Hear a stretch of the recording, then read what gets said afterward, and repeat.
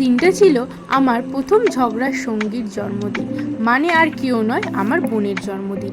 এই আমাদের বোনের সম্পর্কটা বেশিরভাগটাই জুড়ে রয়েছে ঝগড়া আর খুনসুটি নিয়ে, তাই বললাম ঝগড়ার সঙ্গী। এই বেচারা সকাল থেকে অনেক কাজ করেছে, এখন বেলুন দিয়ে ঘর সাজাতে বসেছে, তাই নিজে আর রেডি হওয়ার সময় পায়নি। আমি যাওয়ায় বললাম, যা তাড়াতাড়ি রেডি হয়ে আয়। অবশেষে বার্থডে গার্ল রেডি হয়ে এসেছে। আমারও অবশ্য যেতে অনেকটাই দেরি হয়ে গেছিলো। ওদিকে মা রান্না করছে আর ঘর সাজানো মোটামুটি কমপ্লিট, আর ওর বন্ধুরাও চলে এসেছে। আর অন্যদিকে দেখি ওর প্রাণের বন্ধু ওকে জন্মদিনের শুভেচ্ছা জানিয়েছে একটা চিঠির মাধ্যমে, যেটা দেখে আমার খুব ভালো লেগেছে। ওদের বন্ধুত্ব অটুট থাকুক। সেই চিঠিটা এবার পড়ে শোনানোর পালা।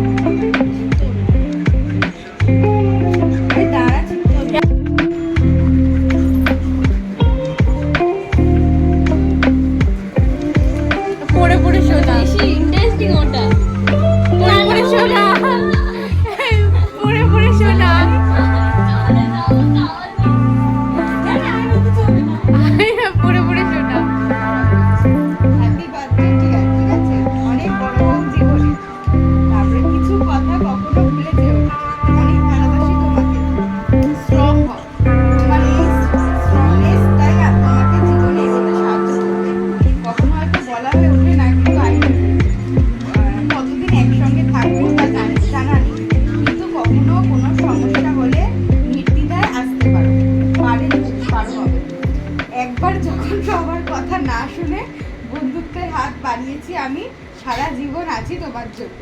লাভ ইউ মেরে ইয়ার। ইতি তোমার প্রিয় বান্ধবী। Again happy birthday my dear Sangeeta.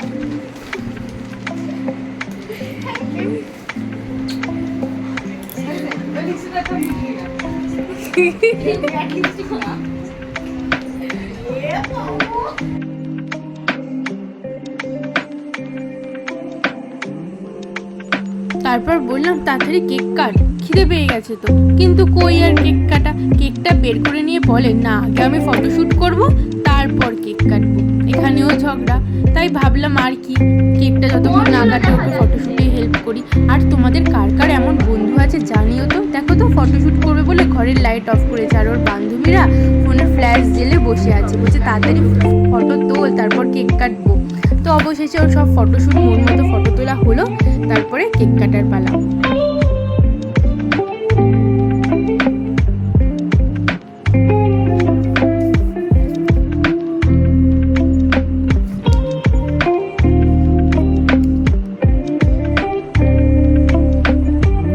তো কেক কাটা হলো, তারপরে সময় নষ্ট না করে ডাইরেক্ট খাওয়ার সেকশনে চলে এসেছি।